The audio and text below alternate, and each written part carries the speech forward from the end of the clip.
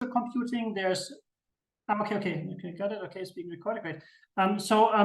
So the way that I always define societal computing is along sort of two strands, that it basically combines computing of society and computing for society. So computing of society is mostly computational social science, right? So it's basically the sort of the measurement and understanding of societal phenomena. But then the other dimension that's important to me personally is computing for society, right? So that's sort of like, what do we do with it, right? So now we've computed off something, we've computed something, but who benefits from this, right? So this then involves a lot of work with stakeholders, and I think this will be also apparent in my presentation. And then the other thing that was mentioned, yeah, I mean, if you are considering submitting to EPJ data science, I mean, definitely, I mean, it's always advisable, even before submitting, you know, I would suggest emailing the editor, in this case it's me or somebody else, just to see if your work is a fit for the journal, right, before you go through the effort of sort of, you know, changing some template or sort of so, because the majority of articles are actually desk rejected, right? So unlike at a conference or sort of, so the editors sort of basically screen for fit to the venue, and that's where the majority of things get rejected, not just at EPJ Data Science, but I think this applies to all or most journals generally. So just a bit of advice. Right, okay, so now onwards, let's talk about advertising data. Actually, let's not just talk about it, let me show you what such data sort of looks like. Okay, so here, great. So yeah, I'm assuming screen sharing still works fine. So let me just minimize this window, just so a bit more space here. Let me move this out of the way. Okay, great. So what you are seeing, oh, so here, okay, not a descendant there. Okay, great, perfect. So what you're seeing here is Facebook's advertising platform, right? Or now it's Meta, right? Sort of, so it actually combines Facebook, Instagram, and a messenger. So if you or anybody else, you know, is thinking about launching an advertising campaign, at some point you go through this interface. And at this particular step of the process, I'm selecting the target audience for a potential advertising campaign, right? So who would eventually sort of see the ad if I decide to actually launch it, right? And so here I'm selecting Facebook users who are either living in or recently in a location. And in this case, the location I've selected is Norte de Santander, which is part of Colombia on the border with Venezuela, right? So here we are sort of in South America, right? Sort of so in the northern part of Colombia, and we have sort of Venezuela in the east. Other than that, I've not selected anything else. I've just selected, you know, sort of the default ages 18 and above, all genders, nothing else specified. Oh yeah, it's only Facebook for now. I've just selected Instagram and Messenger. You know, the important thing to notice that so far I haven't paid anything, right? I'm just at the planning stage, right? And at the planning stage, Facebook provides me with information about how many of its users match the targeting criteria that I provided. Right? So here it says 1 to 1.2 million users. And that is the key insight here, right? So that basically I can get at no cost, I can do a sort of real-time digital census over Facebook users, right? I can ask like how many Facebook users match certain criteria. Okay, so now what are some of the criteria that I might be interested in? Right? So for example, in some of our work, we look at migration. Right? So now you might be interested in not all Facebook users who are living in Norte de Santander, but only those who in the past used to live in another country, and in particular in Venezuela, right? And so now out of these 1 to 1.2 million Facebook users, you know, like maybe 15% or so previously used to live in Venezuela, right? So it's a good chunk of people, right? Like 1 out of 7, 1 out of 6 people or so, right? So that already tells me, okay, here there's clearly like a large stock of migrants, as it's called, right? There's like a large percentage of the population is probably like a migration background. Okay, so that's already interesting, right? But then maybe I want to understand the gender distribution of these migrants, right? So here, let's remember the higher end is like 180,000 roughly. I split this in half.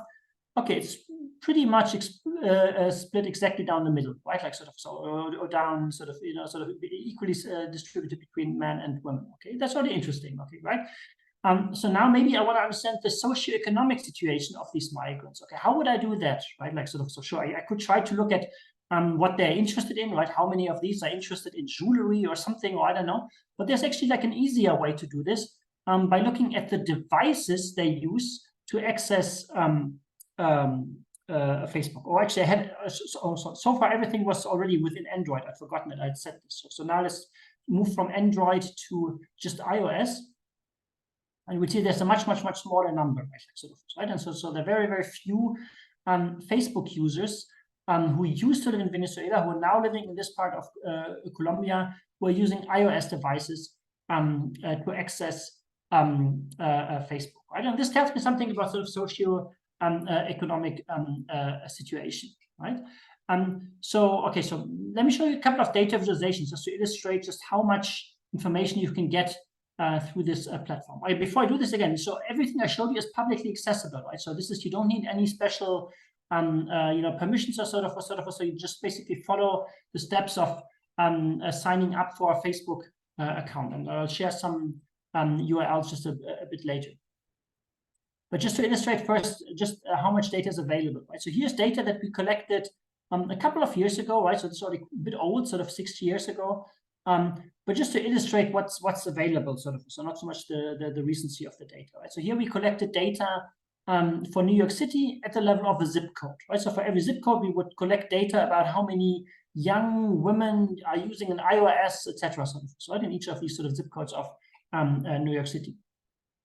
So now what can you do with this, right? So for example, if you wanted to understand the wealth distribution in the city, you could look at the spatial distribution of iOS devices, right? Just as a first order approximation, right? And if you do this, you'd see that in this part of New York City, so this is Manhattan, sort of, Midtown, about 90% of Facebook users are using iOS devices, right? And this is sort of like the banking district, right? The most expensive real estate probably on earth, or certainly in New York City. On the other hand, here in the Bronx, you only have about sort of 40 to maybe 50% of Facebook users using iOS devices, right? So you would sort of correctly assume that there's a certain wealth differential between these two areas, right? You can also look at migration backgrounds. So here we grouped different, South American countries together into like a category that we just called Latinos. I mean, this is just for sort of, shorthand or so. And so based on, again, sort of data from Facebook, we sort of see that here in particular in sort of parts of the Bronx and sort of neighboring areas, about 40% of Facebook users, supposedly previously lived in Latin American countries, right? So, so that's already quite interesting. Now, in the case of New York City, I'm not telling you anything that you could not do or that you could not find out through official government sources, right, through census data, etc. So in this case, it's just like a proof of concept what's possible, right? But in other parts of the world, you don't necessarily have the census data, or you don't have census data that's available, right? So for example, I spent 10 years living in Doha, Qatar, where there was no open government data, right? And so furthermore, in Qatar, they don't use a zip code, so you don't have these nice shape files for targeting. But here we sort of build our own sort of cover using just sort of latitude, longitude with sort of a certain radius.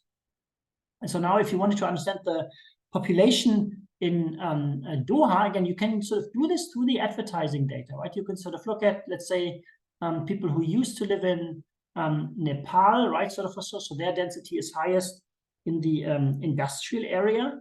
Now, here again, you won't find official data, but if you Google industrial area Doha, you would see that this was actually built to house people from South and Southeast Asia. So and also having lived there, I can definitely test that this is actually sort of correct, right? That you would find a lot of Nepali living in this part of the city. Almost all of them are men, right? These are sort of construction workers, by and large, right? So they're fairly young, right? Which was a blessing during COVID times. And almost all of them are using Android devices, right? And I can contrast this with other sort of nationalities, right? Like sort of so I mean, I used to live both here and here, right? Like sort of so we have a higher density of Western expats. I was there with my wife and our daughter, right? So for this, I had to make a certain minimum income to get a family visa. I mean, I'm still in this age group, but just right, like sort of so you have a lot of older sort of knowledge expats. And then, yeah, you have more iOS users than Android device users, right? Because typically people who go to Qatar from Western Europe could certainly afford iOS devices if they choose to do so. But you can push this even further, right? Like, so at least in Qatar, you know, the government probably has this data internally, right? Even though if it's not publicly available, but then there might be countries where you don't necessarily have you know, recent data available in the first place, right? So maybe one potential example could be Lagos in Nigeria, right? So again, if you wanted to understand the wealth distribution here, again, this is not live data. This was data that was collected maybe 2 years ago. I don't remember exactly when. So again, let's look at sort of the distribution of iOS devices, and you'll see that the density is highest in this part of the city, which is called Lagos Island, right? So about sort of 15% of Facebook users here are using iOS devices. Now, Lagos Island is the seat of the government, right? So it's quite plausible that this is also where there would be higher concentrations of wealth, at least in relative terms, right? And the rest of the city drops from sort of 15% to maybe 7%, 6, 7, maybe 8%. And then the outskirts, it sort of drops further to sort of like maybe 5%, right? And so just as a first order approximation, right, you would probably, and I would argue correctly assume, right, that there's higher levels of wealth here than there, right? So this is just to give you like a sense of what you can do with this data. Maybe I also, so most of the sort of main talk will be about sort of Facebook data, but I also want to show you a couple of other platforms just to really show that this approach to collecting advertising data is not specific to Facebook or Instagram, right? Like, so for example, this is TikTok's advertising platform. So give me a second, and then I'll. And you'd see it looks very much the same, and you know, sort of says the same sort of you know, sort of thing. So here, which country? I guess Germany. Yeah, Germany. Okay, great. So here in Germany, so far it's Germany. Everything else is generic. And then again, you have this estimate of users up here, right? And again, so far we haven't paid anything, right? So these estimates are just provided to help advertisers plan their advertising campaign, right? So you can sort of get these estimates before actually launching the ad, and so you get these also for free, right? And so you can, for example, look at, okay, what's the gender distribution of TikTok users in Germany? So 22 million was the upper bound. And so at least in Germany, it's roughly split in the middle. Maybe Germany is not so interesting. Let's look at Turkey. Oh, wait, here. Oh, yeah, so Turkey. Okay. Oh, maybe we can do just Istanbul. Okay, so in Istanbul, it's okay. No, just men. Okay, so here this is gross. Okay, so it's sort of 6.1 million overall, and here it's sort of skews slightly male, right? Like sort of, so that might already be interesting, right? Why is that? Sort of, so are they just sort of like a general sort of you know, sort of just a gender imbalance in terms of internet access or sort of use of new technologies, or is it sort of TikTok specific, right? And you can look at sort of different age groups, but then you can also do these things looking at interests, right? So what are, I don't know, maybe this is your age group. I can't quite see the faces in the room, or maybe it's the next age group sort of. So what are relatively young men in Istanbul interested in on Facebook, right? Like how many of those are interested in, I don't know, baby formula? Okay, not so many, right? Like sort of, right? Etc. And how would this, you know, compare across different countries or across different parts of Turkey, or how does it compare, etc. Right? So you can sort of see how you could try to address different high-level questions, for example, related to gender roles or maybe, you know, income distributions or sort of other sort of things. Right? There's also information related to where is it? Sort of content consumption, or rather engagement, in a second. Like how many of those click on certain things. Where is it? Bidding. I think we're still here. Search recommended. I have video interactions, right? So, for example, okay, not just how many are interested in, but how many have interacted with a video on a certain topic, or have interacted with certain hashtags or sort of. Right? And again, this is sort of interesting because again, maybe this would not be post level, TikTok data, but again, if you wanted to sort of characterize overall TikTok usage in Turkey, then or elsewhere in the world, so then this would probably be quite useful.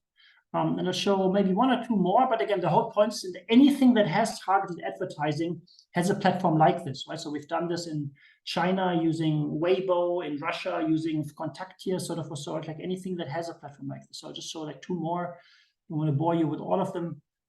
So this is now LinkedIn, where again, I've selected sort of Turkey. So in Turkey, there are 14 million LinkedIn users. You can disaggregate these in various ways. Again, a lot of our work looks at sort of the gender dimension. So this is why I always sort of pick this dimension. Now, on LinkedIn, you don't have to declare your gender, right? So in this case, it is inferred. So based on probably, your name, maybe they use your profile picture. I don't know. They certainly use your pronouns if you provide those. And so this also means that male and female will not even approximate half, because there's a large number of users where they don't infer this. So let's see. So how many female users are there in Turkey? 3.9. How many male? Okay, sort of 7.7. Right. So there's a non-insignificant chunk of sort of unknown. Right. So then we look at of those female users. Why does it not? Okay. Okay.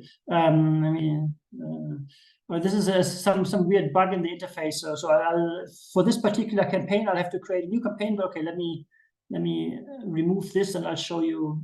I'll remove this just to sort of show you what other sort of things. You can combine them with others. It's just for some reason I have to now do like a browser refresh, and I don't want to do this right now. But you could now intersect. Usually, if you do this, you could intersect, for example, the gender with, for example, skills, right? Like how many, if you've used LinkedIn, you have these sort of weird skills, right? That you kind of self-declare, and then others can endorse you for those skills, right?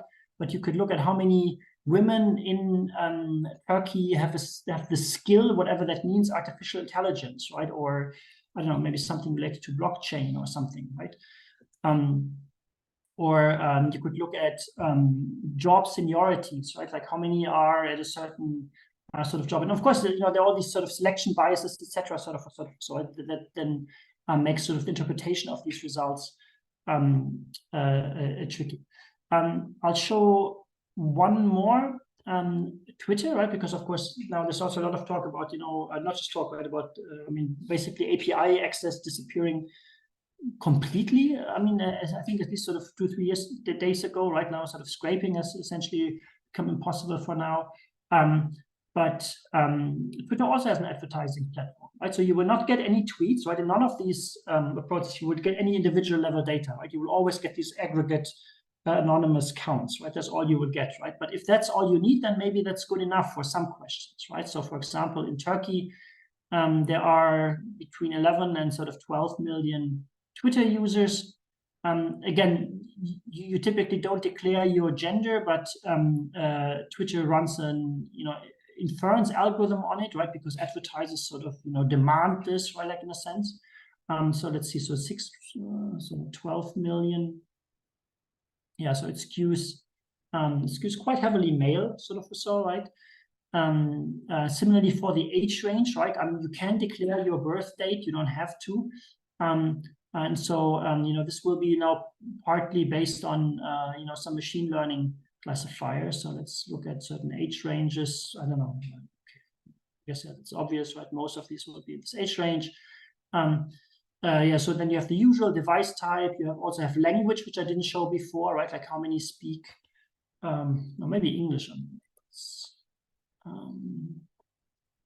Okay, still the majority. Okay, interesting. So the majority can at least engage with content in English, right? Sort of so, or ads, right? More specifically in English. And then you have here the really interesting things, right? So and this is now a bit sort of fuzzy, right? So here for sort of keywords, it says including they've searched, tweeted, or from tweets they've engaged with, right? So this is now sort of a bit hard to interpret, right? So you can look at, I don't know, music might not be a good, I don't know, say music, right? So now out of these 4.3 young men in Turkey, 226 have what it was searched, engaged with, or tweeted about the term music, right? Okay, and again, maybe you want to compare this across different regions or something. Unfortunately, there's no historic information, right? So if you're looking at sort of temporal patterns, you would have to now, set up a collection and then sort of going forward build up your own data for which you can then look at sort of temporal trends. There are also sort of the usual interests, right, where you can look at how many whatever young women are interested in computer science, etc. Great. I don't know if the setup allows, but I would love to pause for questions here, so rather than having a monologue. But is that possible? I mean, is it possible to hear people from the audience or so? Of course, I have unmuted the classroom. So for now, before I'm going to ask my own question, I'm going to turn to the people. So this is a very important session on multi-platform computational social science analysis. The biggest problem we had with computational social science is that it was always Twitter-based, it was almost always text-based. So we are trying to basically rescue computational social science away from its huge dependence on Twitter and huge dependence on text data. So actually using multi-platform advertising data in order to produce large-scale insight and analysis on demographics is a huge thing. So this is extremely important for us. Perhaps when they're thinking, I might ask, I'm not very familiar with the ethical environment of using non-Twitter data. So for a person who would be interested in doing research like this, using TikTok data or Facebook ad data, what is the kind of ethics and IRB environment that they should be aware of? Yeah, it's a good question, sort of. So the IRB is not the bottleneck here, because this is all sort of aggregate anonymous data. You don't actually have individual level data, right? So the couple of times we went through IRB, we didn't have any issues, right? But that doesn't mean that there are ethical issues, right? In a sense, that's the bigger thing. So I already hinted at some of our migration research, right? And I mean, I have slides. I'll talk about more details later, so time permitting, right? And in a nutshell, right, we can identify something approximating ethnic minorities, right, or sort of people from vulnerable backgrounds, and that of course could create risks, right? I mean, we do this in context that in sort of humanitarian context, sort of to aid relief organizations, right? We were sort of, for example, mapping Venezuelan refugees, or at the moment we're looking at internal displacement in Ukraine, with the aim of supporting aid organizations. Now, in other contexts, mapping ethnic minorities could be used for different purposes, right? So if you think about sort of Myanmar and the Rohingya right? Sort of basically mapping where there are certain ethnic minorities located could lead to a better, more data optimized genocide, right? Like potentially, right? And so in a sense, those are the bigger risks. So it's not about IRB, right? So it's also not about individual data, right? I am unaware of how I could get any data for like a specific individual, right? But you can sort of map groups, right? Or you can maybe see where in Germany people are interested in Jewish holidays or something, right? Like, and again, if you know German history, right? That's weird that you could do this, right? There's probably no risk in the current government, right? Like but again, in other sort of countries and contexts. So those are some of the risks, right? That you can map vulnerabilities. So maybe I'll stop there. Just also get more time for other questions. Yeah. Another question before I ask my second question. Okay, yes, please. So let me carry Ingmar like this, and so yes. Yeah, so we have limited microphones in classrooms, so they have to kind of come here. Yeah. So my question is about the age-dependent researches on these platforms. Let's say we're gonna make a research about analyzing something based on people's age. Can we trust these platforms because people always like tell lies about their ages? They always randomly choose, or kids choose like the dates as they are older than they actually are. Can we trust about the age differentiation about these platforms, or is there another way to measure people's age? Yeah, it's a good question. So short answer is I wouldn't trust the data as is. I mean, I wouldn't trust the raw data to really mean this is exactly the number of users matching exactly these criterion who are sort of using the platform, like, I don't know, last week or something, right? I would view it more as a sort of, you know, strong proxy or something strongly correlated with something sort of. So for example, when we look at yeah, for example, you know, migration flows or stocks, right? Then we are mostly interested in either temporal or spatial patterns, right? Where we see the number is going up over time, or the number is much higher here than there. Those things are usually more robust, you know, against various types of, you know, selection biases and, you know, people lying and, you know, all these kind of things, right? So that I guess would be my sort of general advice, sort of just to use it as a sort of signal for something else, or more as a sort of relative thing. Having said that, I mean, okay, so Facebook also publishes some estimates about, for example, fake accounts. I think in their official estimates, is it like 10 or somewhere between 10 and 12% are either fake, duplicate, or redundant accounts. So it's also not every sort of fake account is like a scammer or sort of. So for example, there are also, like, you know, accounts for pets and dogs and, you know, sort of on the platform, right? And so those would be included, right? And so these are like official estimates, right, from Facebook itself. So there's probably a lower bound, right? Like sort of, so probably at least 1 in 10 or at least 1 in 6, 7 accounts is somehow undesirable or not what you would expect, right? This is not like a real person, like sort of, right? The true number is probably higher, but again, like the sort of in terms of signal across sort of space or sort of, so we always find it's a good signal for mapping things. Or maybe one more comment is on when we look at gender gaps, right? We look at the sort of the ratio, right? We look at the sort of the ratio of women to men on the platform in different sort of geographic regions. And that ratio is, again, is a very strong predictor for other types of gender equality, also in terms of gender equality in terms of internet access. But the absolute number, again, the absolute number might be shifted up or down in some way depending on you know, selection biases and people lying about also about the gender. Okay, thank you. Thank you so much. We have another question.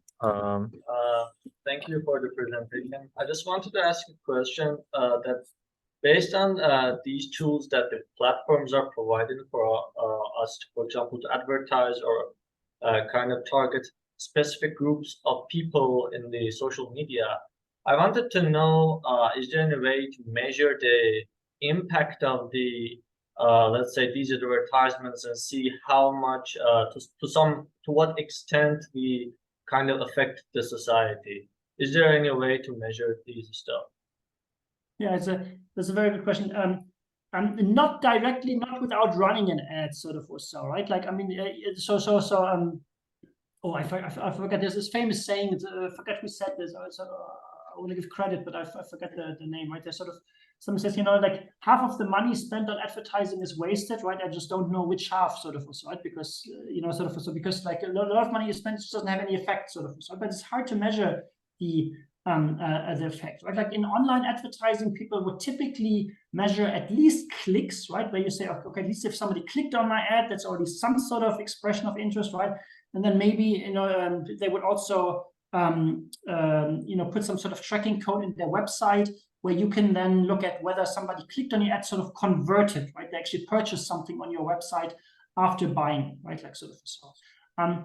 And those sort of, you know, instrumentalization mechanisms are quite useful if you want to run an ad. So for example, we have run ads promoting surveys on Facebook, right? Like, hey, take our survey. We want to understand your attitudes on something, right? Like sort of, right? And if you provide Facebook, right, with access to your data, to your website, so that Facebook knows who clicked and who actually eventually completed the survey, then Facebook can largely optimize at their end to find you more people like those that have completed surveys, right? So that you get more and more survey respondents at a very low cost, right? Sort of.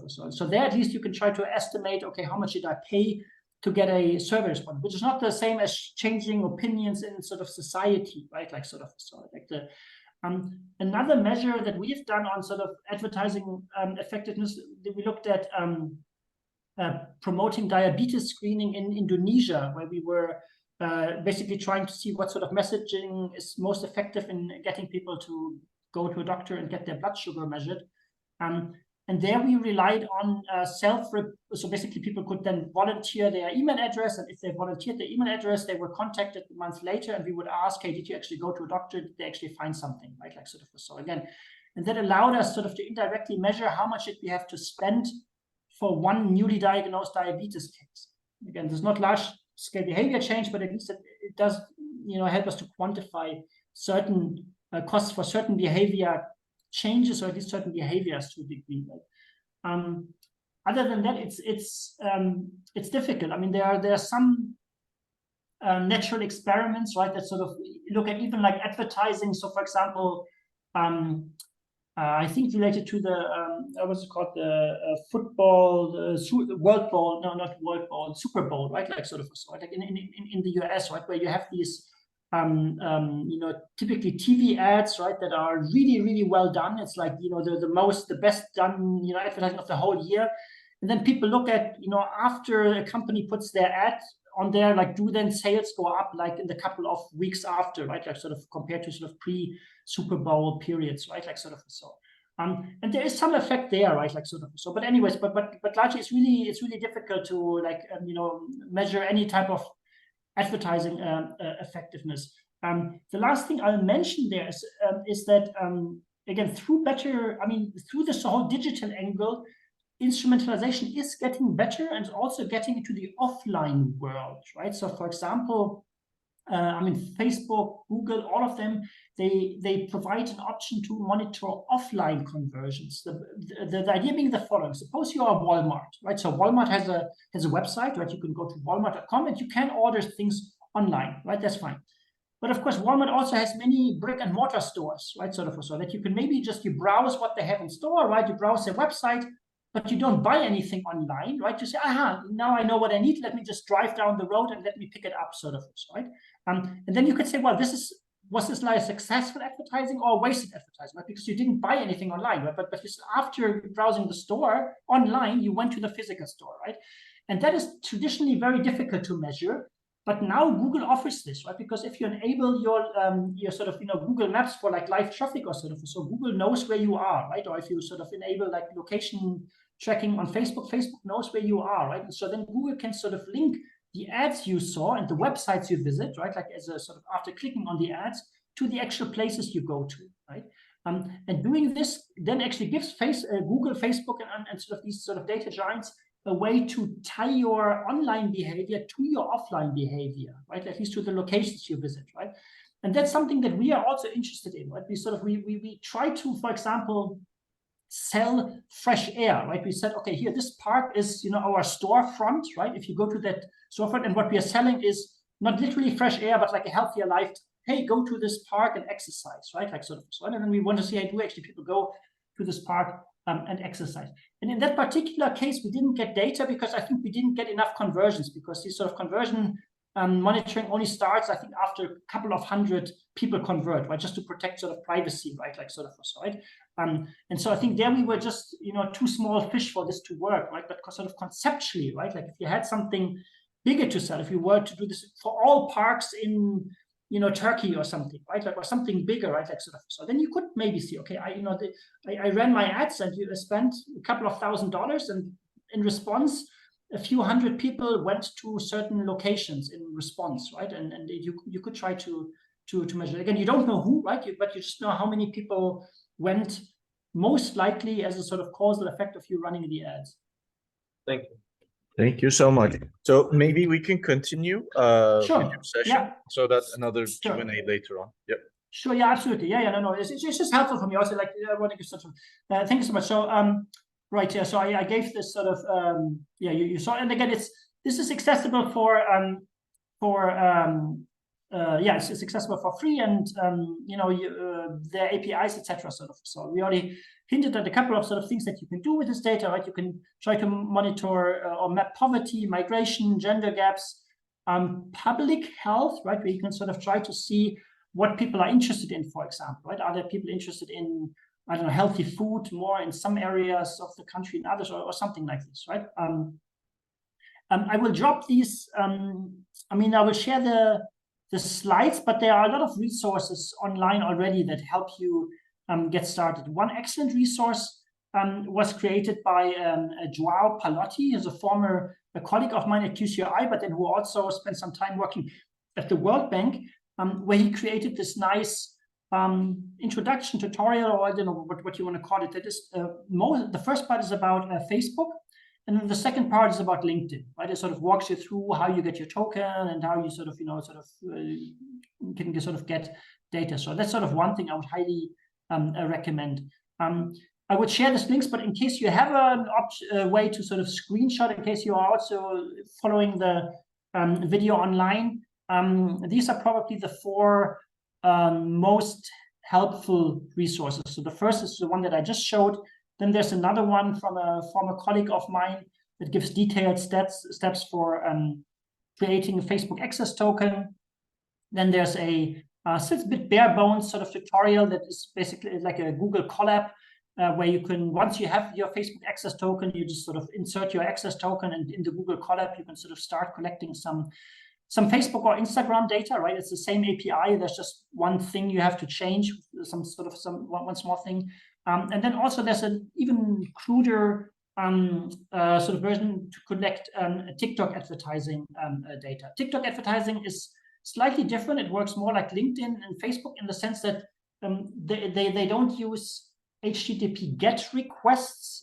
They use HTTP POST requests, which means you also have to insert some cookie information to sort of do things. So it's slightly more complicated, but not really more complicated apart from this sort of HTTP GET versus HTTP POST difference. Again, I will make sure you have these slides, but feel free to take a screenshot or picture if you want to access them before.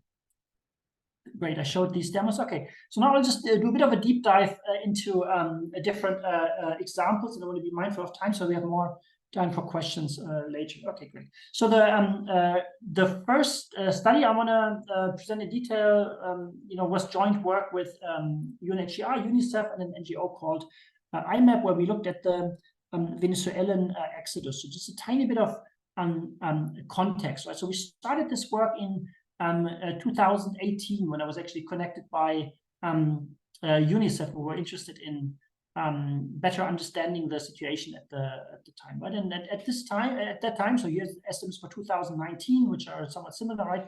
There was sort of hyperinflation in Venezuela of upwards of 10 million%, right? Like sort of, so it's really so, yeah, it's not a typo, it's 10 million% according to the International Monetary Fund, right? Unemployment was upwards of 40%. If you were earning your minimum wage, right, your minimum, I think it's Bolivar, is a local currency, you could only afford 1,000 kilocalories a day, right? So people were sort of starving under the sort of Maduro diet, right? Like named after President Maduro. In response, of course, many people left the country. By now, probably 20% of the sort of pre-crisis population, mostly into, there's a typo, it's Colombia, not Colombia, and sort of other countries in South America. But how many people exactly and where to exactly was not clear, in particular at the beginning of the crisis. Right? And so we were curious, like, can we actually get some better insights using these Facebook estimates, right? And so what you see here is sort of, estimates basically based on Facebook data. So let me try to explain what is shown here. So whenever it says a country, right? So for example, in red, it mentions Colombia.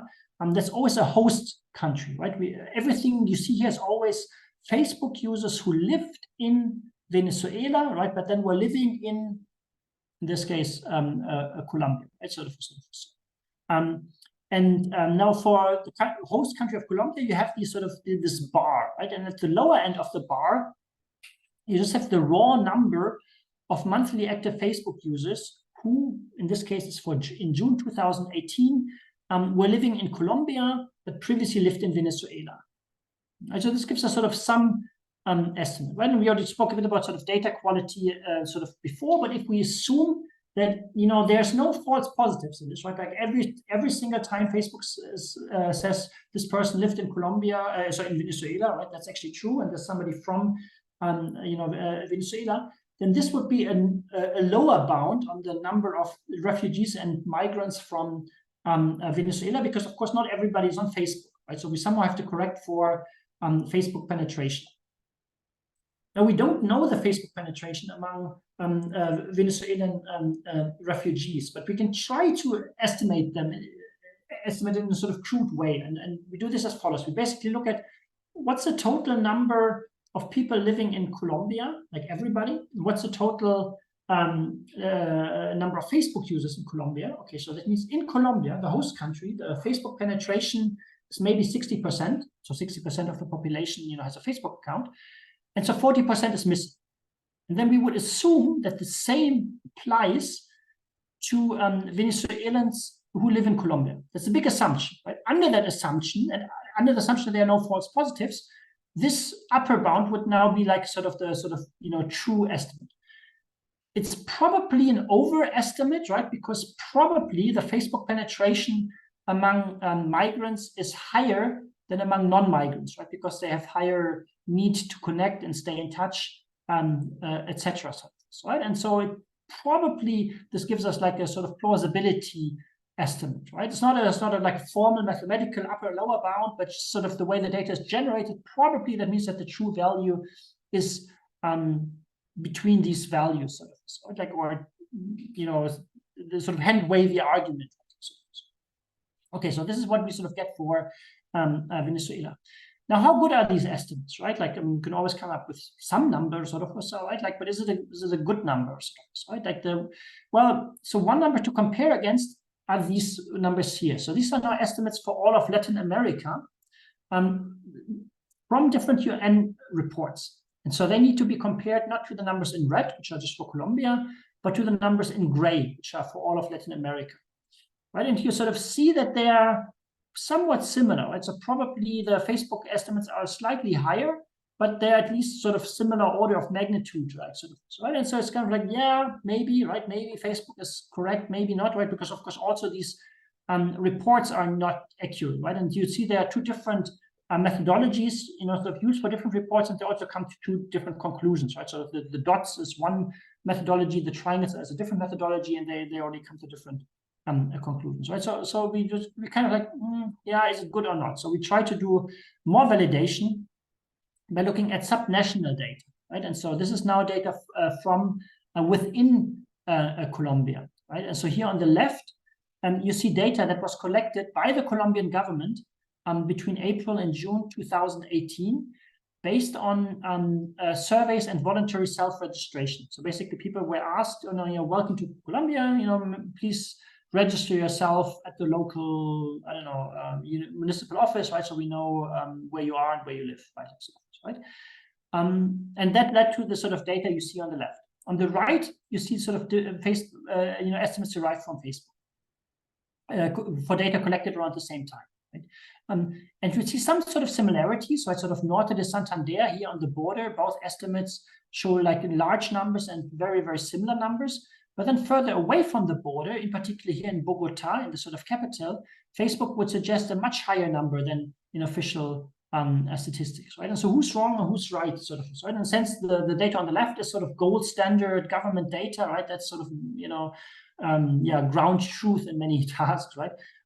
But people, we were working with in Colombia actually told us, what, your data is actually closer aligned, and your data being Facebook's data, right? Like, so Facebook's data is actually closer in line with what they observed on the ground than government data. And their argument was their hypothesis was that the self-registration efforts were more pronounced on the border, right? When people would sort of cross, right? There might be, okay, welcome to Colombia, please register. But then once they sort of, passed the border region there was very little incentive or even reminders for them to sort of register, right? So again, we don't know for sure. And the whole point of doing these exercises is that, there is no good data, right? So we do this because there is no good data, but because there is no good data, validation is tricky. Having said that, at least anecdotally, we have evidence to believe that, Facebook in this case has better migration data than the government, right? Which is interesting. We could also obtain subnational estimates for other countries for which there were no subnational estimates available at all, right? And so these are the only estimates, and they were also used operationally. For example, here the estimates for Brazil on the left showed also like a non-negligible number for the south in the Sao Paulo region, and this was used by UNICEF as part of a anti-xenophobia campaign, which was originally to be run only in the north of Brazil in Roraima, but then was extended also to the south of Brazil. And so hopefully, if these estimates are correct or true, right, that led to a better intervention because the data was better. You can go beyond just the numbers, right? I already gave this sort of device type as an example, but let me try to elaborate a bit on it, right? We sort of try to estimate socioeconomic vulnerability of migrants in different host countries or host regions. So again, all the locations here are always host locations, right? We're always looking at Facebook users from Venezuela, right? That's always the same, right? And so here when it says Colombia, right, again, we're talking about Colombia, and here we're talking Roraima, Brazil. It's just about those who were in a part of Brazil. Now here on the y-axis, it says GDP per capita, okay, in dollars. Okay, how do we estimate, such a number? So let's start first with the order. So the order from left to right is based on the iOS, right, the Apple usage, right? So more specifically, Facebook users here in the jungle, right, only 3% of them were using iOS devices, very, very small percentage. The other end of the scale, people from Venezuela who made it all the way to the United States, actually the majority of them, 54%, were using iOS devices. Right, so this introduces this order, right, like from likely to be sort of, worst off to likely to be best off, right? Just in aggregate in terms of sort of access to financial capital, essentially, right? Okay, but now how do we go from this order to this sort of to the dollar value? So for this, we trained a model to predict country level per capita GDP. Okay, as an example, just imagine that Chile had a per capita GDP of $25,000, right? Not for migrants, but just the whole country, $25,000 per year, right? Let's imagine. And suppose that in Chile, 30% of people are using iOS devices on Facebook, right? So 30% iOS on Facebook maps to $25,000, right? So then we basically train a regression model that learns to map 30% to $25,000 per year. Okay. Now this model, right, has just a single variable, just one variable that varies across the countries, and we sort of train this for countries in Latin America, explains almost 90% of the variation in per capita GDP across those countries. Right? It does fairly well. It does a pretty good job at telling sort of poor from rich countries just by looking at what's the percentage of iOS used among Facebook users.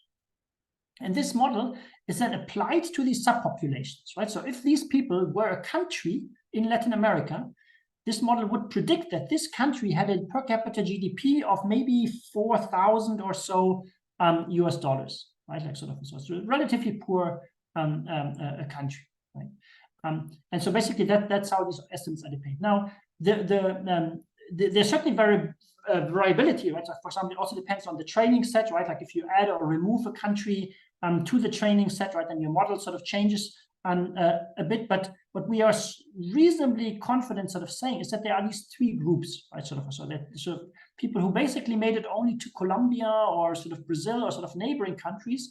By and large, these are probably the people of the sort of worst socioeconomic situation, right? And people who made it a bit further, but mostly still within Latin America, right? Like maybe who made it all the way to Argentina or Chile or sort of, Mexico. They're already doing sort of one step better than people who made it all the way to sort of Spain or the United States. They're probably in general of least concern. But of course, there will still be poor individuals, right? Sort of also these are all aggregate measures, right? These are all vastly simplified and sort of hiding, subpopulation variation. But just as a sort of, in aggregate, so they are definitely doing better than people in Roraima, right? And again, this is sort of interesting. You can do this, sort of from a distance. Using such data. At the opening, I spoke about already between this different computing of society and computing for society. So we were happy that this also had this element of computing for society, because it was used not just by UNICEF that I sort of mentioned before, but also by UNHCR during their relief operations. Another angle that's important to me personally is sort of capacity building, right? Like it shouldn't be me, right? Like sort of, white men in Europe now sort of doing this work from sort of thousands of kilometers away, right? Right? And so in this case, we were lucky that we were partnering with this NGO called IMAP, right? And we also showed them how to collect this Facebook data, right? And how to analyze it, etc. So, and they continue to use this data, right? And so now, independent of us, which we are happy about, they're using this data also in collaboration with USAID, right? And so here there's sort of basically pointing to our work and acknowledging that. Now, because we use this operationally, I also want to share some sort of stories from the trenches, right? Like as you say, and also about things that can go wrong, right? Like sort of so. And in this case, the thing I want to talk about is this dip here. Okay, so let me try to explain what you see here. So here, this was a data visualization, if you want to call it that. It was sort of quickly hacked together using Google Fusion tables, something that I miss. Unfortunately, no longer exists. It was a very, very nice tool to just quickly hack together, simple things on a map. It's really nice. Anyways, no longer exists. And so here, so this was used by UNHCR, right? So they would sort of look at this regularly, where like I think once a week or certainly once a month, we would update our estimates, right? And so here you see the estimates for Brazil as a host country, and just the raw numbers here on top, right? And they were going up until sort of March 2019, where suddenly the number actually went down, right? Like sort of, right? And then it sort of started slowly going up again, right? So what happened there, right? So why did the number sort of go down, right? Did people return to Venezuela, right? That would be good news. Or did they continue onwards, maybe to Argentina? That would still be worth knowing. Now, actually, what happened is that Facebook changed its algorithm, right? So basically, from one day to the next, Facebook changed how it classifies a user as having lived in Venezuela or not.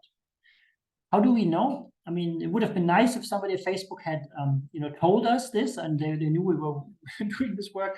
But no, we only found out because we were collecting this data globally, right, regularly for all combinations. So what do I mean by this, right? So for example, every 2 weeks, we would look at how many Germans are living in Italy, or how many French are living in Australia, right? Or et cetera, right? Like, and all these numbers jumped around the same time, downwards, sort of, right? And so, and there's no reason to believe that, in the same week of March 2019, like, I don't know, 20% of all migrants suddenly returned home, right? It just doesn't make any sense, right? And so we're pretty sure that, this is just a change in algorithm in Facebook's algorithmic backend, right?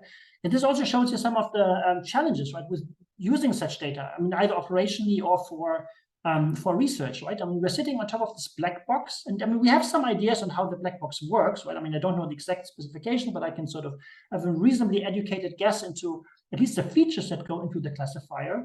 But then the actual classifier, can change from one day to the next, right? Like sort of, right? Like they sort of, move fast and break things, right? And now what do you do, right? Like sort of, right? Like in our case, okay, fine. Now, because we have this historic data, right, we can sort of try to make this line sort of continuous, right? We can sort of do some sort of ad hoc sort of correction, trying to fix that sort of, right? But you have to do sort of something, at least if you want some sort of temporal comparability, right? Like sort of, or maybe you don't, right? You only care about the spatial patterns. At least the spatial patterns remained relatively stable, so that's reassuring, right? So more like a global scaling rather than sort of redistribution. But still, those are things you have to deal with. I also want to mention work that we're doing, or we have done actually. Now it's here, so the preprint, but now it's been published with the University of Oxford, looking at migration or displacement related to Ukraine. And there, our main focus is looking at what happens within Ukraine. So there are others also from the European Commission who has looked at movement from Ukraine to Europe, also using Facebook data. So there's also interesting work, also EPJ data science actually. But this work looks at what's happening within Ukraine. And so basically, we would regularly poll Facebook, if I was to launch an advertising campaign today targeting, young women in Kiev, right, like the Ukraine's capital, right, how many would see my Facebook ad, right? And then we would do this again tomorrow and the day after and the day after and the day after, right, like sort of so. And then we see that this number of women goes down more than the number of men. Okay, now why is that? Right? It could be that women are sort of leaving Facebook and men are not, right? Like sort of so, but that's unlikely, right? So the likelier explanation is that women are leaving Kiev and men are not, right? Because men are not allowed to leave the country, right? Sort of because it's a war situation. Men are sadly needed to fight, right? And so based on this, we would have sort of these sort of real-time population pyramids, right? Where we would sort of, with some modeling, come up with estimates for how many women in a certain age group are still in Kiev. Now, in these models, you'll see that there are even estimates for children between 0 and 4, like sort of, right, who are definitely not on Facebook, right, sort of. And again, because these are models, and these are models with demographers, there are certain assumptions or modeling assumptions that tie the number of children to the number of women in a certain age. And so basically, the assumption is against a strong assumption, right? If the number of women in a certain age goes down, then, and this is due to women sort of leaving Kiev, those women are sort of taking the children with them, and so then the corresponding number of children of the corresponding sort of age range also goes down. And so that's then how we would sort of try to fix those sort of holes for users who are not on Facebook. Maybe I'll pause here, sort of. So I mean, I have more to say, but just like maybe after, rather than having questions just at the end, are there sort of questions about this part, about sort of migration, mobility monitoring, in Venezuela in particular, but maybe in Ukraine more specifically, or? Alex, you have to come here. Come this way, maybe, so that it'll be easier.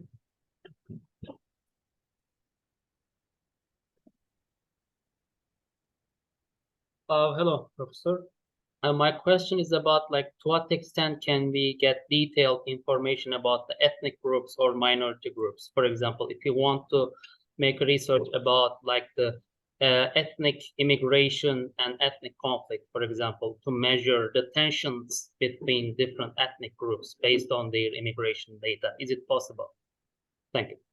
Yeah, it's a very good question. And so it, yes and no. So okay, so Facebook supports certain origin countries, right? So this is always somebody actually lived in another country, right? So it's either migration or refugee movement, right? And so there are not all countries are supported, right? Some that are really like, I lived in Luxembourg, right, which is a tiny country, is supported, right? But lived in Syria is not supported, right? Like sort of so, right? Like that doesn't exist, right? So maybe just on Syria, just very briefly. So for example, some of our work, we do look at Syrians, right? We've also tried to look at sort of Syrians also in Turkey and in Lebanon and sort of others. And so then there is this one thing, there's this sort of catch-all category that is sort of lives abroad. And then you can sort of, say lives abroad and where is the language? Lives abroad and speaks Arabic, depending on the context you're in, right? Okay, now this is now we're looking still at Norte de Santander, right? Okay, so there are not many Syrians in Norte de Santander. Okay, yeah, that makes sense. So now we're looking at women, I think, with an iPhone, right? Like, yeah, okay, women with an iPhone living in Turkey who are living abroad and speak Arabic, right? So that is sort of one way, right? And again, this works for some origins. Beyond that, there's nothing explicit about ethnic backgrounds, there are proxies, right? And then they get noisier and noisier, and there are more and more assumptions. Like you can look at, I don't know, people interested in Aleppo, right? Like sort of so. Okay, that could work. I mean, there's also somebody who studied in Aleppo or something, but this is very, very sparse. Not many people declare this, right? But maybe being interested in Aleppo is a proxy for something, right? Like sort of so, or interested in I don't know, Persian food or something, right? Like sort of Persian language, or I don't know, something. Right. Of course, there's also the language, right? I mean, if the language is supported, then that's the easiest, right? Like if, for example, you're interested in Persian speakers, maybe not even living abroad, right? Just people speaking Persian. So these are still with iPhones. Let me remove the iPhone condition. Okay, so this is now Persian 18 plus, Turkey. Okay, right. So now we're looking at sort of Persian speakers in Turkey, of which they're like, do you understand? So yeah, but there is no explicit ethnicity marker, right? And in fact, Facebook has removed certain things that it deems too sensitive, right? There used to be more religious markers, right? So for example, there used to be like, Sunni and Shia, related things. Now there's nothing for even, is there anything for Islam? No. Is there anything for Bible? No. No biblical. What was it? Biblical theology. No, but there's fields of study or sort of so. Biblical Hebrew, but see, there's. I mean, clearly there must be. I mean, there must be hundreds of millions interested in Bible or something, right? But that's no longer there, right? Like similarly, there used to be like Jewish holidays or something. That's no longer there, right? So Facebook has tried to remove some of these because it has recognized, potentially also in response to our work, right? Like sort of so how what is possible using some of these targeting criteria.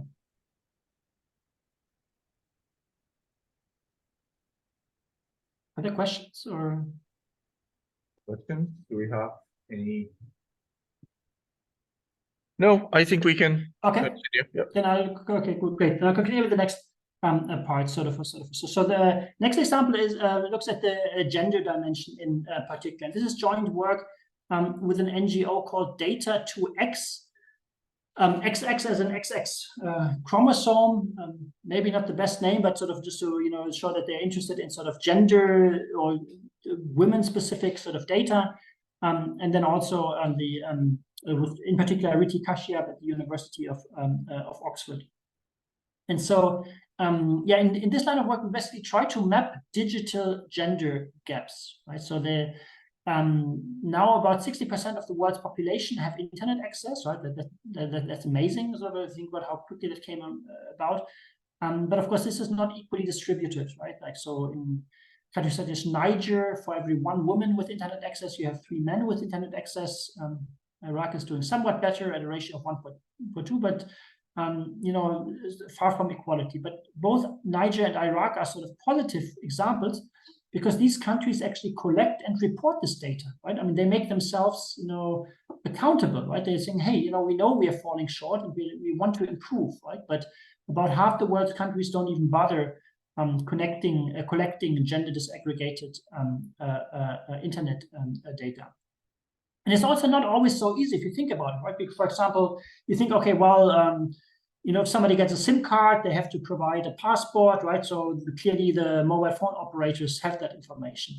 Well, kind of, right? Like, for example, in many countries, the husband or male head of the household, right, would register the phone in their name, but then the phone's actually used by their daughters, wives, sisters, etc. sort of also, right? Like, so, it's sort of, you really do need an actual sort of survey or some other measurement, right? You can't just look at subscriber data, right? Like sort of, so, and similarly, if you look at like landlines or sort of, broadband internet access, right? Probably that is often still done by the male head of the household, but everybody in the household has access there, right? Sort of, right? And so even if it's 95% of all broadband internet contracts are signed by a man, that doesn't mean that women don't have internet access, right? So it's sort of, yeah, anyways, it also requires deliberate effort to collect this data, right? You don't get this for free, right? So, and half the world's countries basically don't invest the effort to collect such data. So to address this, we created this platform, website, whatever you want to call it, called digitalgendergaps.org. Actually, I can also show it live. Why not? I mean, if I have just to show that it's not just it has changed since I took the screenshot. So the slides will be slightly different, but just to sort of show that it's still available. And so here, this is now according to this. Yeah, you can see there's these different measures. So let's see, does Turkey have official ITU data? Okay, so according to official ITU data, Turkey has a value of 0.77. Right? So this is now data that Turkey reports to the International Telecommunication Union, according to which basically for every 1 man, you have 0.77 women with internet access. Assuming the population has gender balance. I mean, this measure is corrected for offline gender balances, right? But if there was an equal number of men and women, then, you know, for every 1 man, you would have 0.77 women with internet access, right? But this measure is quite sparse, right? Sort of, right? You see, not even Canada is reporting, South Africa is not reporting, right? Many countries in Africa and you know, sort of Southeast Asia are not reporting, but India, China are not reporting this, right? And so these are now sort of data gaps that we try to fill using Facebook advertising data, right? So we would use these countries as essentially sort of ground truth labels, right? Sort of, so here we know the answer, right? Like sort of, so here we know that in Germany, the ratio is slightly better, but still, you know, hasn't reached equality at sort of 9.26. And then for those two countries, for those countries, we also collect Facebook advertising data, and then we would build a model, right? So for example, here we have different types of model to predict sort of different things. The online model uses only data from Facebook's advertising data. Right? So these are now model predictions using the female to male ratio of Facebook users. And using this, we can fill most of the data gaps, right? So until recently, we could also do it for Russia. Now, you know, since the start of the war, Facebook is no longer operating in Russia. So that basically this is where this white area comes from. There are a couple of other countries, where Facebook is not allowed to operate. Sort of, so Iran being one of them, Syria, Cuba, North Korea. Sudan, South Sudan, I think there's still some issue with the sort of the split and the update to the sort of basically GIS in the background. I think that'll probably disappear soon. And there's a few others where we just exclude the predictions because the countries are sort of too small to make reliable estimates. Just a quick note on sort of China, right? Like sort of, so from China's side, Facebook is not allowed to operate. From Facebook's side, Facebook is allowed to operate, right? If that makes sense, right? So these are basically VPN users, right? So that's different than you know, of course, you can access Facebook in Iran through, you know, sort of through VPNs or but those would not be official on the advertising platform, right? And sort of same in Russia, but whereas in China, you can actually launch an ad targeting Facebook users in China, right? As long as those Facebook users manage to get around the Great Firewall of China. So that's in a nutshell what we are sort of doing here, and then there's sort of different models that I'll talk about in a second. Yeah. So here, these were still the old sort of screenshots at how it looked like, right? For example, for India, there was no data available, and so now what's the most recent data? Actually, I don't have to. Let me just go back to just India, the online model. So India has a value of 0.65, right? So roughly sort of a 2 to 3 ratio, right? So for 3 men with internet access, you have 1 woman with internet access.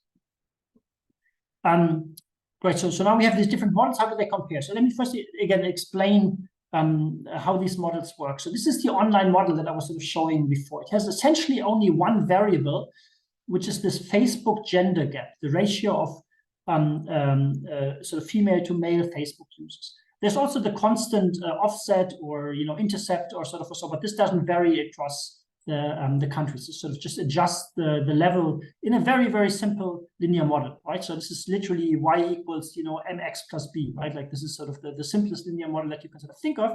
But this sort of very, very, very simple linear model, explains almost 70% of the variation, across the countries for which we have ground truth, and it can make predictions for the vast majority of sort of countries that exist. You can compare this with a sort of traditional econometric model, right? So here, basically, the model was allowed to pick up many other variables. So including variables from the Global Gender Gap Report, right? So this is something that the World Economic Forum puts out every year, right? So if you see in the news that, it will take another 100 years for the gender gap to close, this comes from this report, right? This comes from this Global Gender Gap report.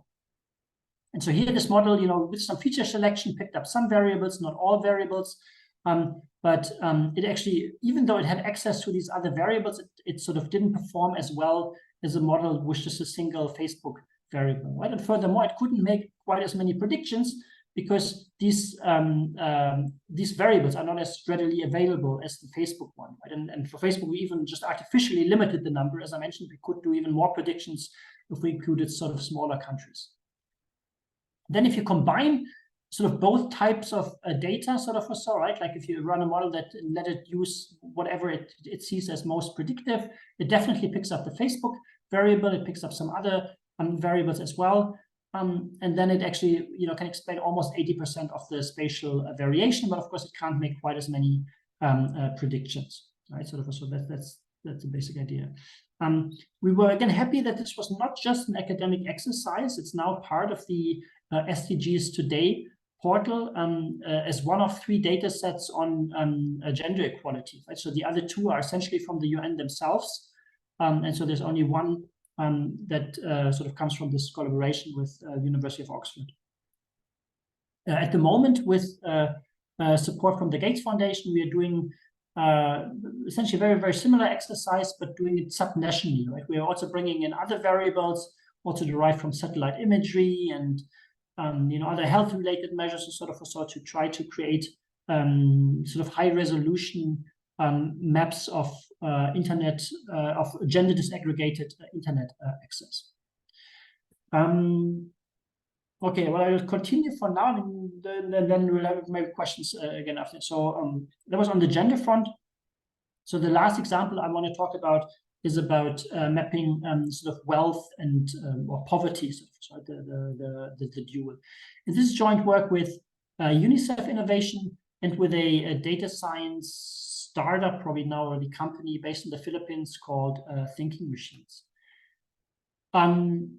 I assume you will have heard about the sustainable development goals, right? So these colorful sort of symbols, right? Like if you've seen anything UN related sort of, right? There are 17 of them.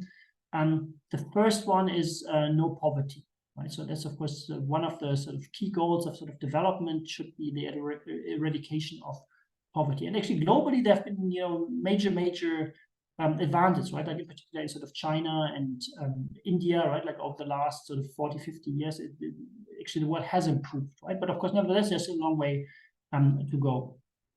When it comes to monitoring progress, available data is often outdated, right? Because it's often tied to census data, right? So censuses are typically done once every 10 years. And so now, just imagine you're running a company, right, where your most recently available financial data is like 6, 7, 8 years outdated, right? But that's actually the reality that, some countries have to sort of deal with.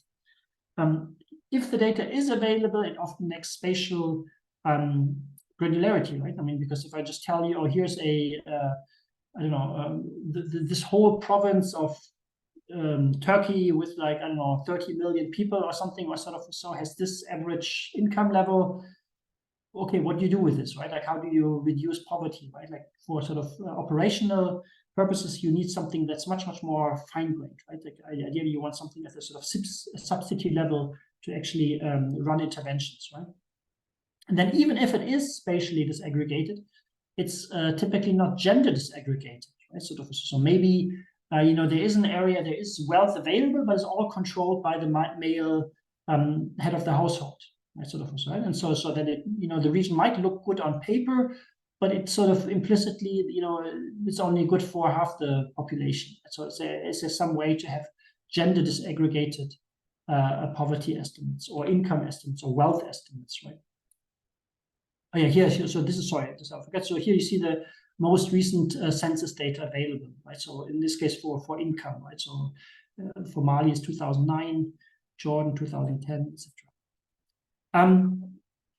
Great. So yeah, what we try to do is essentially try to, okay, let's see if we can kind of enhance the value of existing survey data by extrapolating outwards. Okay, what do I mean by this? So there's a big program sponsored by USAID called the Demographic and Health Survey, right? So if you've ever worked in international development or sort of so on, you must have heard about sort of DHS, right? This is a huge program that many countries almost rely on, right? Like this is kind of mini census or sort of, right? Like, but it's not a census.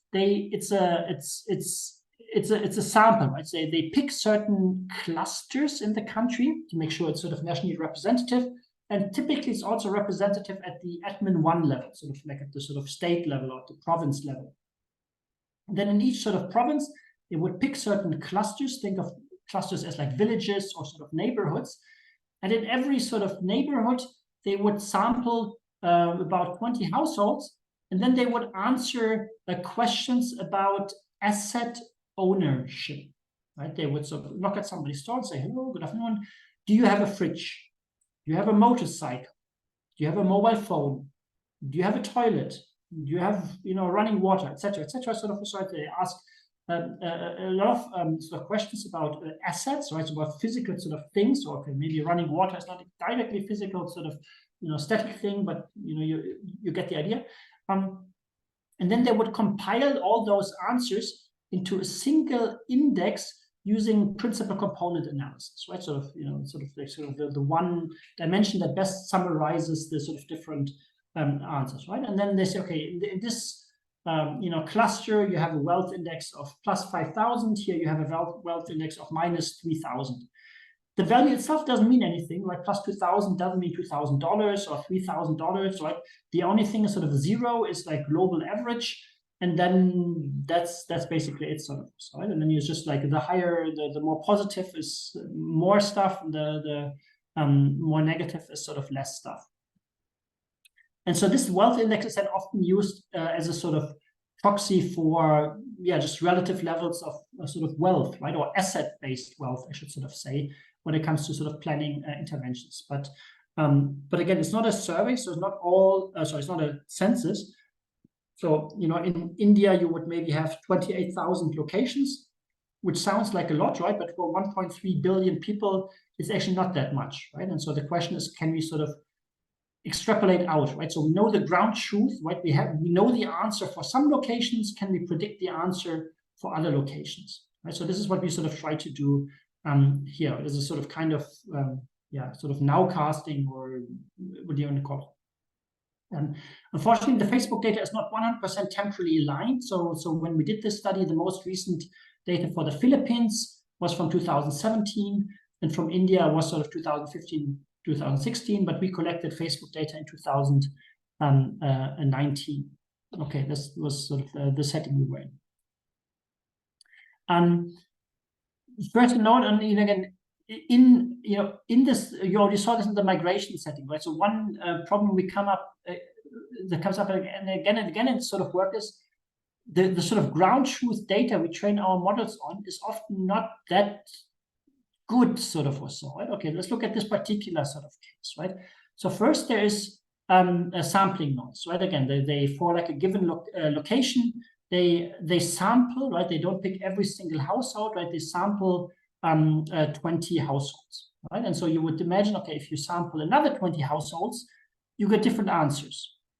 We actually simulate this sort of through bootstrapping to get a sense of how much sort of noise is there, right? Like in a sense, right? And sort of here, you sort of see, just due to sort of sampling noise, the ground truth only explains about 96% of itself, if this makes sense, right? Maybe it takes a second to think about, right? Sort of, so if you were, to go back to the same locations tomorrow and recollect data and then sort of compare the data with the first day, one would only explain 96% of the variation of the next day, right? Where the only difference is basically the sampling.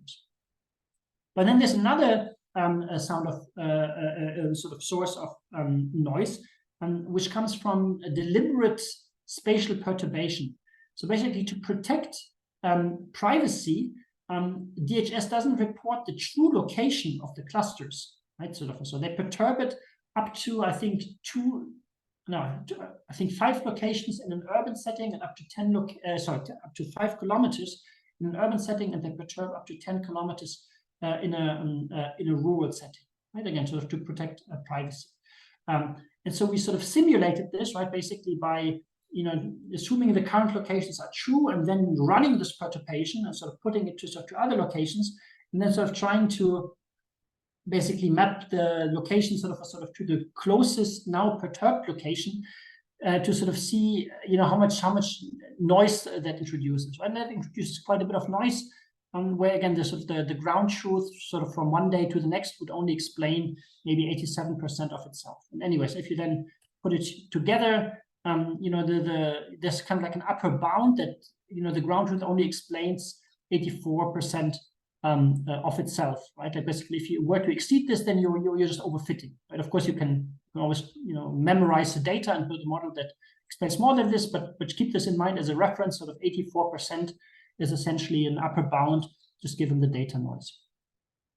As a side noise, I generally recommend doing something like this, right? Like I think it's always a good question to ask, like, what is an upper bound, right? Like if you have some classifier, some sort of predictor, is there something? Sometimes people use, human performance or sort of something, right? Just to give you also like an indication of how much is left to gain, right? Because at some point there's really a risk of just overfitting, right? You spend, so much time, tuning and trying out another thing or so, but you've already essentially reached the limit just because the ground truth itself is sort of noisy. Anyway, so here it's sort of 84% is an upper zone.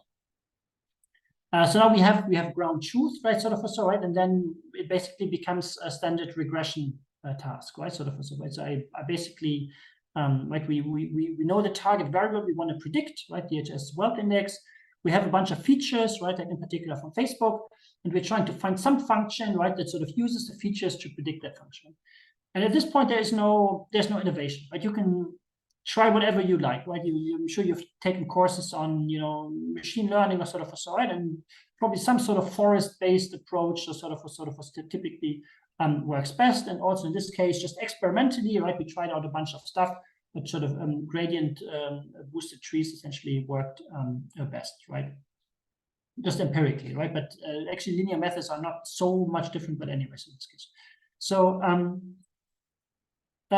great. So then the next important question, and again, I would really advise to carefully think about this if you want to publish in computational science or generally, it's like what is the baseline, right? And not just like a strawman baseline, like the dumbest thing you could sort of think of baseline. Yeah, I'd show you with DSET, but something like what people in the field actually use, right? I mean, we're not the first people to do this. How would they do this, right? They know the ground truth at some locations, and now they're trying to make a prediction for another location. One very simple approach is actually, well, you just average the locations that are in the neighborhood, right? So for example, if you're trying to make a prediction for this red dot here in the middle, and you have the ground truth for the 3 dots around, then as a sort of baseline, you could just average those 3 values around, right? And say, okay, well, if everybody in the neighborhood is sort of, or not literally nearby neighborhood, but if the 3 closest points are all well off, then probably this point is also well off. And that actually already performs quite well, right? So these are now not R squared, these are just correlations, right? So you'd have to sort of essentially square them to get the R squared, right? But so you'd see that, in India in particular, there's a lot of spatial autocorrelation, right? So where sort of whole areas are, poor or rich together, right? So you don't actually have to necessarily go to the specific location, right? Just in general, you just, you're correlated at almost sort of 0.8 just by looking at your neighbors, right? Either you're literally one neighbor, 3 closest neighbors, 5 neighbors, or sort of 10 closest neighbors. That's the baseline, and then we sort of augment this, right? Okay, so now what if additionally to knowing information about your neighbors, you now bring in features about the thing that you're actually trying to make a prediction for, right? So for example, what if you know the iOS usage in this location, or the population density, right? Or the regional indicator, right? Maybe the wealth dynamics in Kerala, is a state in India, is different from Tamil Nadu or something, as a different sort of state in India. And so now in total, you know, sort of 4 features, and then so okay, so how does it work, and what works sort of best? Oopsie, sorry. So let me try to walk you through this table, right? So again, so here you see we have some results for the Philippines, we have some results for India. So the rows are different types of features. This is the baseline that I mentioned. To basically interpolate your sort of, I think, 3 closest neighbors, and this gives us this performance, right? And so in the Philippines, we would almost explain 50%. In India, 2/3 of the variation just by looking at your neighbors, right? So this is strong baseline. Then this column here is if you use only Facebook features, and this includes also Facebook penetration, just what's the percentage of the population in a certain area that's using Facebook, okay? And that performs slightly better in the Philippines, but doesn't perform quite as well in India, right? Then you bring in sort of like additional features, for example, population density, a regional dummy, and then sort of that improves the performance further. And then if you sort of throw everything together, sort of, so you get the best sort of performance, right? And especially if you recall that there's an upper bound of sort of 0.84, you're explaining essentially sort of 3/4, or in India probably more than that, of the explainable spatial variation using these models, right? So that's actually quite good and reasonably operationally relevant, I would argue. But again, then there's a sort of once you then actually talk to people who is then operationalizing these things, or to actually maybe want to plan poverty reduction interventions, or sort of, so it's not just about the overall accuracy, right? It's also about sort of different notions of sort of fairness, sort of, so, and one aspect of this is sort of, so who's left behind, right? Like who do we have to remove from the model to make the model work, right? And so this essentially sort of about data sparsity, right? Like usually in these cases, if you have a region where you don't have a feature, right, you just drop the region and you sort of evaluate on the rest, right? Okay, that you can do, that's common to do, right? But then what does it actually mean for the regions you drop, right? And so here what we are showing is, first, how many regions did we have to drop because just we couldn't pick up any signal from Facebook at all, right? Sort of, and so for the Philippines, we had to drop 8 out of roughly 1,200 sort of locations. In India, we had to drop 350 out of almost sort of 30,000 locations, right? So for the Philippines, we dropped 0.7%. In India, we dropped about 1% of locations.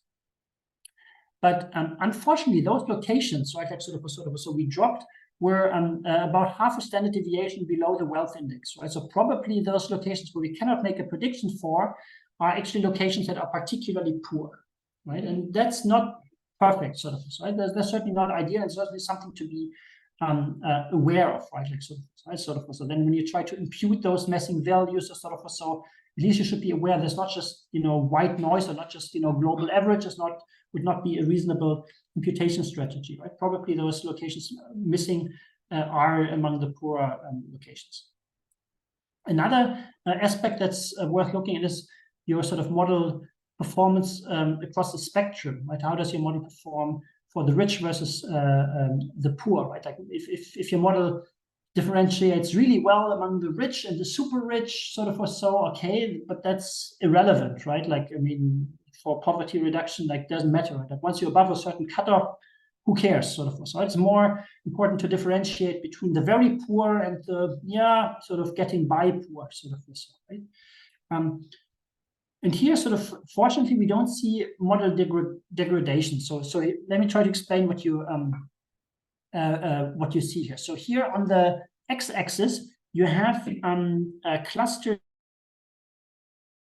of wealth index. So here, this would be the poorest 10% on the very left and the richest 10% on the very right. On the y-axis, you have the percentage in terms of sort of deciles that we are off on average. So when here it says sort of 0.1, or as it mentioned, is 10%. So that means that if you're in the lowest 10 percentile, then on average, right, we would be off by 10%. Right? We would probably predict that you're in the next percentile. Right? Similarly, if you're in the richest 10 percentile, on average, we're off by 10%. We probably predict that you're in the other sort of 10 percentile. Now you see that the biggest errors are in the middle, right? And that makes sort of sense, right? Because if you are at the very top, we cannot possibly over-predict your wealth, right? I mean, there's only like a one-sided error we can make, right? And similarly, if you're at the very bottom, we cannot probably predict that you're poorer than you are, right? There's only like a one-sided error we can make, right? And so, but in the middle, we can make a two-sided error, right? And so here, the relative error is maybe not quite 20%, right, but maybe 17, 18%, right? So if you're actually in the middle, realistically, we might predict anywhere sort of in this range, right? But again, what is at least important here sort of is that the model performance is actually, reasonably similar, both at the lower end and at the higher end. So in particular, it's not worse at the lower end. So it's somewhat sort of reassuring for sort of practical rollout of such models. Am I doing for time? Okay, then and then so the last sort of zoom in I'll then do looks at the gender disaggregation. So I mentioned that there's very, very little data on gender disaggregated wealth, right? And so what we tried, okay, well, we observed this sort of device type thing before, and so we tried, okay, can we actually use this to build gender disaggregated poverty estimates, right? But how would this work, right? Because we don't have gender disaggregated ground truth. Okay, so what we did here is basically we used the non-gender disaggregated model, but applied it in a gender disaggregated manner. Okay, so we have a model that for a location predicts the wealth index, right? And the model, for example, uses, okay, in this location, what is the percentage of iOS users, right, among all people who live there? But then we apply this model in a gender disaggregated manner, right? We would look at, okay, just among the women, what is the percentage of them using iOS devices? Or just among the women, what is the total Facebook penetration? Right, sort of a sort. And then that gives us a sort of gender disaggregated model. And so what you see here is a sort of a female on the y-axis, male on the x-axis, gender disaggregated wealth prediction model first for the Philippines. And so here each dot is a DHS cluster, right? Again, so it's like a neighborhood, right? Like or a village. Also for this particular village, for example, the prediction for the female wealth was higher than for the male wealth. Right? Okay, that's interesting. Okay. And so overall, this would be the area here where women are better off. This is the area where men are predicted to be better off. Now, what you will observe, and it's maybe surprising sort of for some, is that this is very close to the identity line, right? It's very close to gender equality, right? So this sort of black solid line is a line of essentially gender equality, right? So is this even possible, right? Does this even make sense? Well, at least in the case of Philippines, it does make sense, right? So when we sort of did this work, so here for reference, there's data from the Global Gender Gap Report 2020. You see that overall, the Philippines was ranked 14th out of 130, 140 countries or sort of or so. And if you look at things such as the percentage of professional and technical workers, they've actually exceeded gender parity, right? There are more women than men in such jobs, and there are more women, such men. So value greater than 1.0 means more women than men in senior officials and among managers, right? So actually, the Philippines is a surprisingly gender equal country, and so having sort of this gender equal wealth prediction is at least plausible, right? Sort of. So that's in a sense okay, maybe reassuring, maybe interesting. But then, you know, we get something similar for India. Okay, so this is now again sort of India, and again sort of similar sort of thing. This is the part where women are doing better. This is the part where men are doing better. Overall points are clustered very close to the identity line. But when we saw this, we were like, this doesn't make sense, right? And so why am I saying this doesn't make sense? Because you know, India overall is ranked 112 in terms of gender, sort of all the countries out of all the countries in the index. And if you look at sort of economic participation, it's ranked 149th out of 153 countries, right? So India is far, far, far from gender equal in terms of economic participation, right? So why on earth would our model then correct something that doesn't have any plausibility, right? So what's going on? Why is our model so wrong here? So yeah, EPIC completely failed. And so this is an example of sometimes called the Jackie Robinson effect. So Jackie Robinson was the first African-American Major League Baseball player. And so for him to make it in the Major League, despite all the systematic racism, right, like sort of so, he had to be exceptional, right? Like no coach would have hired an African-American baseball player if he had just been, you know, just as good as another white guy, right? Like sort of so, just the risk and the repercussion would have been far too high, right? But this then means that if you were then to look at, you know, his, you know, batting average, which was amazing, and sort of extrapolate out, you would assume, well, all African Americans must be amazing baseball players because those are the only ones I see, right? Like all African Americans I see are amazing at baseball.